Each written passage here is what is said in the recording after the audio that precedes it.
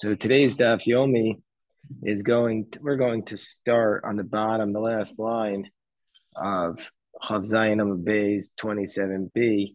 The Gemara is and today's daf yomi is Kaf Ches, is 28. The Gemara is discussing how do we know the concept of Gilgal Shvua. Now, once we can force somebody to take an oath in one area, we can extend the matter and make him take an oath in another area as well. Gemara proved this on Daf Chav Zayin from the concept of sota. That a sota, once you make her take an oath that she was not adulterous as a nesua, we can also force her to take an oath as a arusa, that she didn't sin as an arusa. But now on today's Daf Yomi, the Gemara is going to say mimona mino, and we find by a sota ashkan chan sota the isura. We find by a sota that that if it's a case of Isser v'heter, where it's permitted or prohibited, we can do a Gilgal Shvua. But how do we know by a case of monetary matters? Gemara says, Tana Debeir Shmuel, Kavachomer. So the Tana Debeir Shmuel says it's a Kavachomer argument. Ma sota, just like a sota woman, on top of Chav Chasamad Aleph, Shelo Nisno Hitava Beid Echad, that you can't make a claim against her with just one witness. Megalgalin Mamon, you could extend Megalgalin, you could extend the Shvua against her from a Nesua to Erusin. Mamon, when it comes to a monetary matter, Shenitein Litave Beid Echad, that you can come and make a claim against the person with one witness about Modeh B'Mikta as a partial admission, or a case one witness, Modeh B'Mikta is not a partial admission, but the case of Shvuas Eid Echad, you can make a claim with one witness against the person and force him to take an oath. Einu din, of course, it should be the case Shemegalgalin, that you can extend the oath against in a monetary matter. So now the Gemara asks another question. Aschan devadai. We know for sure that in the case of a sota, we know by a monetary case that we could do it if it's a case of vadai, but safek we know. And how do we know this also by a case of a safek? Rashi says ashkechan vadai shemegalgal and shvua, that you could extend an oath of a tanis bari with the claim of bari by something that to where you're not required to take an oath. Like, for example, real estate. So if you have a claim against in a monetary matter, you can extend it. And so therefore we see this case. But how do we know? How do we know by a suffix? How do we know that also in a case of a doubt, you could also extend the claim? And what's a case of a doubt? A case of partners or shareholders, where the person divide the money and you say, I want to make sure that you divided up the money with me fairly. How do we know that they're also, you can do it? So the Gemara says, Tanya, B'Shem Yachai Omer, Nemra Shvua B'chutz, Nemra Shvua B'chutz. So he says, we'll cite a brisa. We know that you have to take an oath outside the temple. That's a normal monetary case, and we know that sometimes you take an oath inside a temple. That's the case of a sota. So ma shvua amura b'fnim, just like an oath that was said inside the temple, i.e., the shvua sota, where it's said in the courtyard. Asaba safek kavadai, that we're allowed to say to associate the suffix, the ambiguous case, with a certain case, because together with the oath that she has to make about the fact that she was secluded with this man, that she did not sin with the man with whom she was secluded with, we can also extend the oath and say that she didn't make any adulterous acts with any other man. So by a sota, we say that the suffix is like a vadai. So in this case, we could extend it even to a case of a partnership in a doubtful case and do a Gilgal Shvua. So now the Gemara asks the question: Ad heichon Gilgal Shvua? What's the extent of this case that we call the Gilgal Shvua? What's the extent of this? What's the extent that you're allowed to extend the oath?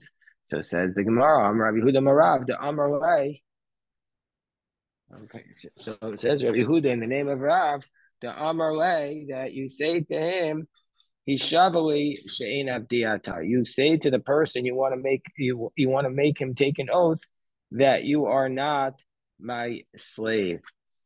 Meaning to say, even this you can do the Gilgal Shvua. if he's obligated to take an oath from another place, you can also make him take an oath that he is not his slave. So the Gemara says,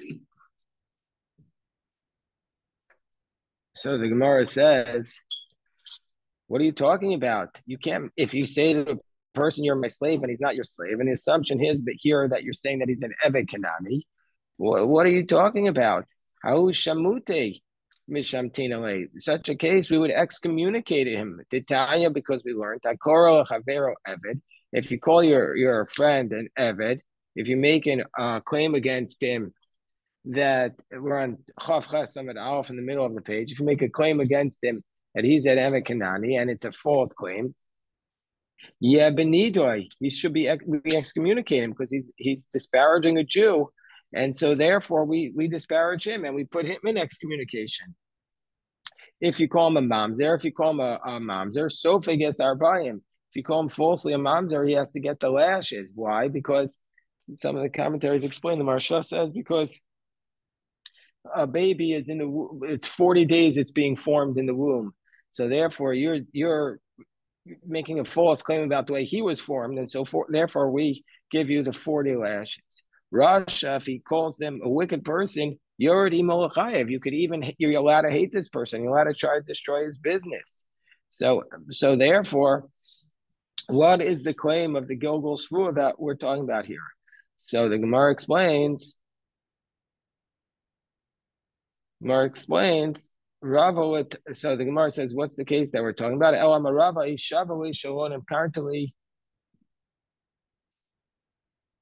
Rava says it's a case where he says, take an oath to me, shalonim kartali be'evet ivri. Take an oath for me that you do not sell me as a Hebrew slave. Meaning to say, so basically he says, even about such a claim, that he says that you can make a claim for Gilgal Shvuah also about the circumstance that he says, take an oath for me that the shalonim kartuli, that you didn't make money for me as a Hebrew slave. Meaning to say, he says, you took money from me, or you owe me money. And so therefore he says, you are my Hebrew slave. So therefore you have to, this is a claim against money. And so therefore we should make him take an oath. You were sold to me as a Hebrew slave. So the Gemara says, well, if that's the case, I tanas al yasi, monis legabe. Well, that's just a pure case of a monetary claim. So why do we say that that's a case of Gilgal Shvuah? That's not a case where you can extend it. That's a monetary claim. I'm making a claim against you for money. You can force take an oath if it's mode of a mitzvah or if it's a Shvuah Seidechad. It's not a case of a Gilgal Shvuah. So Rava has a different understanding of a Hebrew slave. Rava Eved Ivri Gufo Kono. He says, no, the Hebrew slave, you're actually acquiring the essence of the person, and so therefore it's not a pure monetary claim. You might not have really been able to take an oath. Well, Gemara says, if that's the case, well, then it fits into the rubric of real estate, which you said you could do a Gilgal oath already about real estate. The Gemara says, yeah, I might have thought, even though Eved Ivri is like a karka, I might have thought Ma'adatema karka Davidi inchi de mizabni bitsina, but Isa de Zabale.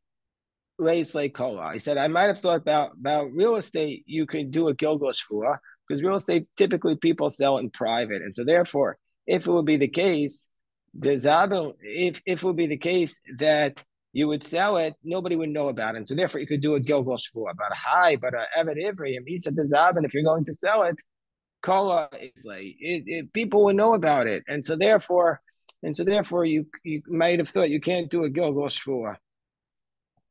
And so therefore, Kamash Malon, we're saying that you can do a Gilgal Shvuah even about an Eved Ivri, even according to Rava. So now we're up to the Mishnah on the bottom of the page. And the Mishnah says, okay, this Mishnah is a little bit confusing because the Gemara is going to have multiple stages of understanding it, which completely uproot the initial reading. So we'll just have to try to read it as though we're reading it for the first time. Kohanah said damim ba'acher. So what this means is, Rashi says, "Hashta sakadaitach." Anything which you typically it's the appropriate way to give its value when you acquire an object. So we're teaching us. We know that one of the ways in which you can acquire something is called the concept of chalipin, of exchanging something. Chalipin can either be you're exchanging something symbolic for for somebody else's item. You're like picking up the handkerchief, or it could be an actual exchange of two gifts, of two items, and one is giving for the other. And so now the Gemara's assumption is, or the Mishnah's assumption, or actually the Gemara's initial assumption of our Mishnah is it's teaching us the concept of matbeya solashmina, that even money you can use as a form of chalipin. Now, if I want to buy your coat, I can give you money. Not that the value of your coat is $100, but I'm giving you this symbolic money as a form of chalipin. That's the initial assumption. So so whenever you do this type of kinyan chalipin, even if you do it with money, assumption is as soon as the person who you're buying the product from, picks up the money, then the other person owns that product that he's selling to him. So as soon as I give you $1 for your coat and you pick up that $1, I immediately own your coat, even though your coat is worth $1 million. And then if lightning comes down and strikes the coat, I'm the one who bought it. I'm out of luck, even though I haven't pulled it into my possession yet. But then the Mishnah gives us an example. Let's say you exchanged a cow with a donkey, or chamor b'shor, a donkey with a cow. Once the person picks up the in this case the cow, the ox, or the donkey, then the other person is automatically responsible. But the Gemara is going to analyze this Mishnah. The Gemara says chalipin.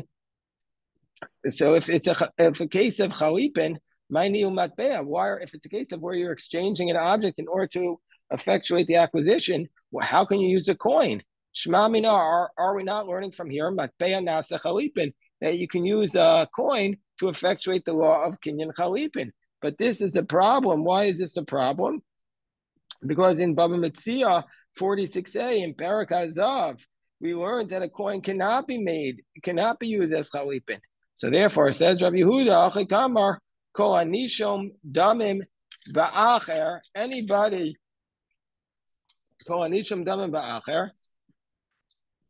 And what does this mean? Well, let's look at the Rashi.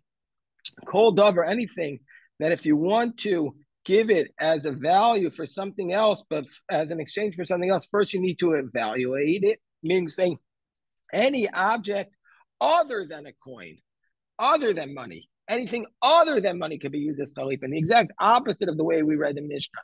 Anytime you want to exchange something, but first you need to evaluate it first. Anytime you want to exchange something for something else, we're on top of 28b. So anytime you want to exchange something for somebody else, then as soon as one person picks up one part of the object, then the other one has already acquired the other thing. This is with the truth with respect to everything other than money. We're on top of 28b. And the Gemara says, Dekanami, indeed, we can make this inference. Dekatani, Ketzad, Hichlif, Shorb, Ketzad. What's the example of this? For example, Hechlif, Shorb, Para. Let's say you exchange a bull with a cow, or Chamor Bashor, a donkey with an ox. That's the way it works. So Shmamina. So we see from here that this is what our Mishnah is referring to. Because if it was referring to money, why would it have given an example of exchanging two animals? It would have said if you give money. So from the fact that it gives the examples of the cow with the bull or the donkey with the cow, we see from here that we're not talking about money. We're talking about something which has a monetary value. Gemara says, wait. According to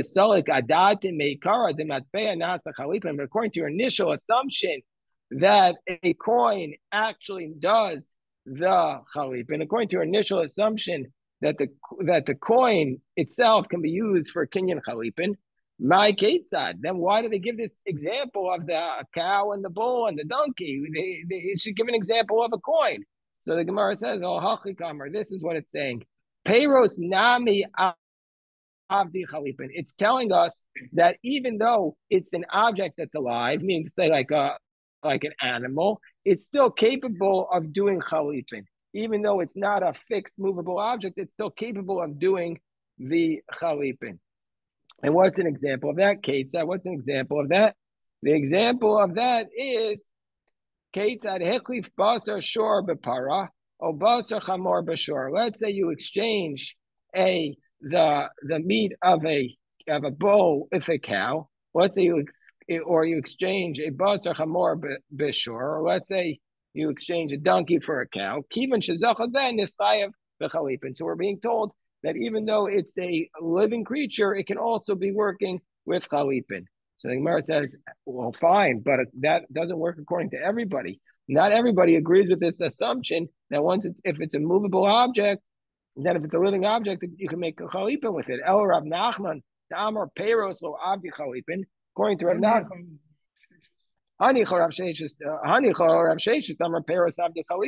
this makes sense according to Rav Sheshes, who says that Peiros you can do chalipin, and so Rashi says that Peiros is anything that's not a utensil. So this makes sense according to Rav Sheshes, who says that Peiros you can do chalipin with. But according to Rav Nachman, who says Peiros lo abdi chalipin, according to Rav Nachman, who says that Peiros you can't do chalipin with Peiros, that you wouldn't be able to do the chalipin with these living creatures. Ma'iko and Maimer. How would he interpret our Mishnah? What's the havamina of the Mishnah? The Gemara says Hachik Amar. So he says that this is how you'd have to read our Mishnah. Yesh damim shehen kechalipin. So Rashi says that what he's saying, that what Rav Nachman is saying, well, look at Rashi, Kula masnisin chadam milsakamer. The whole Mishnah is saying one thing. So this is the third approach to our Mishnah. The whole Mishnah is saying one thing, and we're dealing with a coin. We're dealing with money. And this is what it means. Meaning to say, anything that has a value with something else, i.e. a coin, sometimes it could acquire,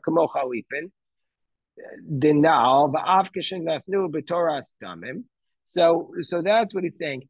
There are some that this is what it means. Yesh damim, there are certain monetary things, shehen kechalipin, that even if you don't draw the object, you're going to acquire it vis-a-vis money. And so what does our Mishnah say? Anything that makes a value with something else, that is a coin, that you can pay for it with other things. So if that's the case, we're going to say it's going to be able to acquire something not from the law of chalipin, but from the law of kesef, from the law of money. Ketzad. So what's the circumstance that we're talking about? Hechlif demei shor b'para. Let's say you exchange the value of an ox, i.e., this person owes you money for an ox, and you're going to exchange. He owes you money for an ox, and you're going to say, "Give me the cow in exchange for that." Or demei chamor b'shor. Give me the value of the donkey in exchange for the ox. We're going to say that anytime you have money, we're going to say that this value, we're going to say it works. Ketzad. So what's the example? Hechlif demei shor b'paro, demei chamor b'shor. That it's going to be an effective kinyan. My taima, because Savralak Rabbi Yochanan, who says Dvar Torah Mo's konus. He says, technically speaking, biblically speaking, money is able to acquire something. Umatam amru meshicha kona. Why the rabbis say by movables that you need to pull it? Because we're concerned about a decree that maybe he'll say that biblically speaking, money could acquire something. But the rabbi said you need to pull it into your possession, because otherwise we're concerned that maybe the object will still be in the other person's possession and it will be in danger and the person won't go to save it. So therefore, but this case where you're just forgiving a loan, it's a milsa d'shlicha gazu barabanan. In a case which is common, the rabbis made this decree. But milsa d'shliach gazu barabanan. But a case that's not common, like the forgiveness of a loan, the rabbis didn't make the decree about acquiring movables with money. And that's what our Mishnah is talking about. So that's the case of our Mishnah.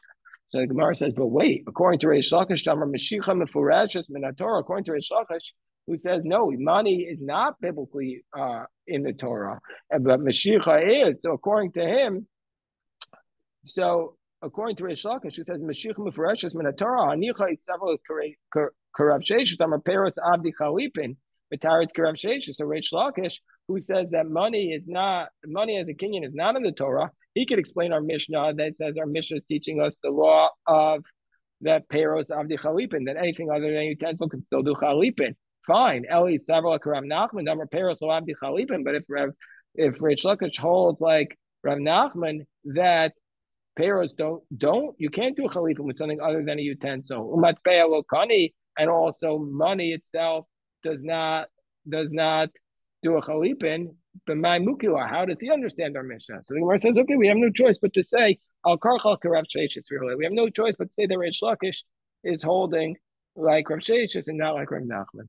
Now we're going to go into the bottom Mishnah. So the Mishnah tells us a very powerful Mishnah, which some people might, God forbid, be cynical about, but it's a very powerful Mishnah. Rishus HaGavoa B'Kasef, or Rishus HaHedjo B'Chazaka. It's telling us that the temple, the Gavoa is the temple, it's able to acquire something with money, whereas the Rishus HaHedjo, whereas the regular person cannot acquire something with money, but with Chazaka. We say when you're dealing with a non-Jew, you can do the transference with money, but with a Jew, a movable, you need to have a proprietary act.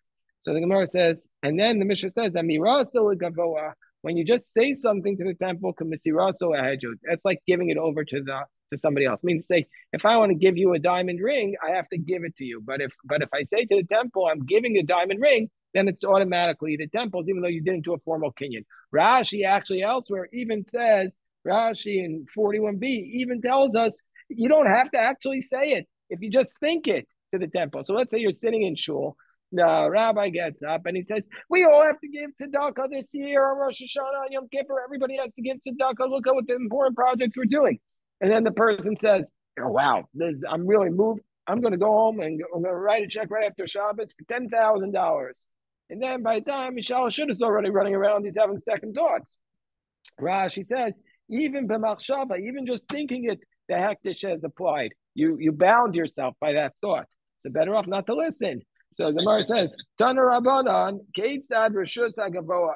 Keitzad, what does it mean when we say the Rishus HaGavoa is Bekesef? What do we mean when we say the temple acquires something with money? So we say as follows. Gizbar Shanasa Moas Bebehema. Let's say there was a treasurer who gave money. Gizbar Shanasa Moas Bebehema. Let's say there was a treasurer who gave money for an animal. So basically, the treasurer of the temple gave $100 for the animal. I feel even if the animal's in Japan, we're going to say kana, that the temple has acquired it. By a regular person, well, kana he has to pull it. We'll see. We'll see. What does it mean when we say if you just say to the temple, it's like you've given it over to the hedjo? Homer shores that Ola. By his act, if you say this bowl is an Ola, this house is for the temple. Feel that even on the other end of the world, you've acquired it. But by a regular person, you haven't acquired it until you actually pull it into your possession. But now we're on top of 29a.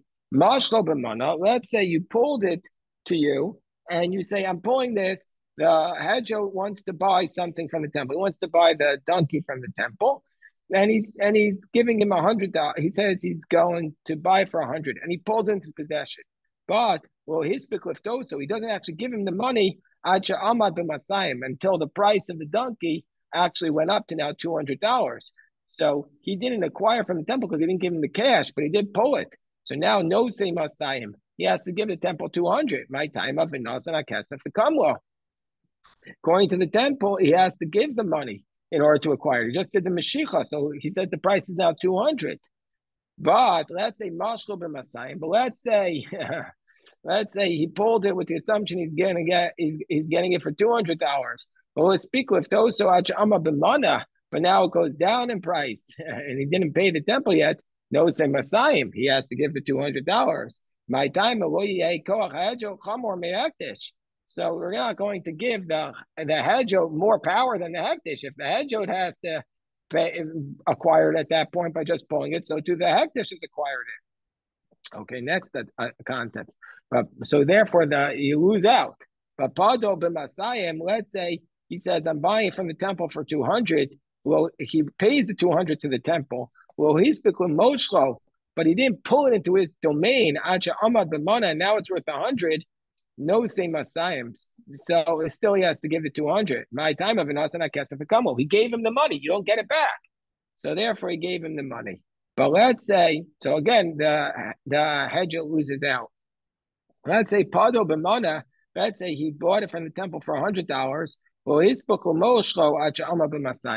the $100, but now it goes up in price to 200. Well, that's the one case, Masha Pada Podoi. Then he doesn't have to pay more. They know it's an elamana. It's the $100 all he needs to give. Why? Why don't we say here also that he loses his money and he has to pay another $100? Amaya. Well, he hasn't done the Mashiach yet, so therefore, why don't we say you have to give another $100? Where it says, no, because we have a concept throughout the Talmud called Misha Para, that this is a curse that comes upon somebody, and we say that the one who paid to the generation of the flood, and also the generation of the Tower of Babel, God himself will also pay punishment upon somebody who doesn't stand by his words. And so therefore, if somebody makes a deal and he gives the money, he hasn't drawn it, we say such a person, he tries to get out of it, we're going to curse him. And so therefore, also this hedger with the temple, we're not going to allow him to go back, and the hektish can't go back on it. And so therefore, the hedger is also going to be in the category there. You had a question, Jeff? So but yeah, the other cases we don't favor the hektish, but in this case he does. Except in this case, not always wins in 3 out of the 4 cases. If you consecrate something using hektish, the temple acquires it immediately. But what happens if before you deliver it or pay for it to the temple, it gets destroyed? No, so that was the temples. We're just talking about the price fluctuation. Can you repeat the question, please? Yeah, the question was, well, what if the object was destroyed before it got to the temple? If the temple acquired it, so there in that case, the temple acquired it. We're just talking if he did both acquisitions. It's only if he did both acquisitions. We just said here, if he didn't do the Mashiach yet, if he didn't pull it, it's not the temple. He's consecrating something. Right? Yeah. Then he's done. Yeah. Okay, we'll stop the recording here. Shkoyach and Ladav and Chachar upstairs.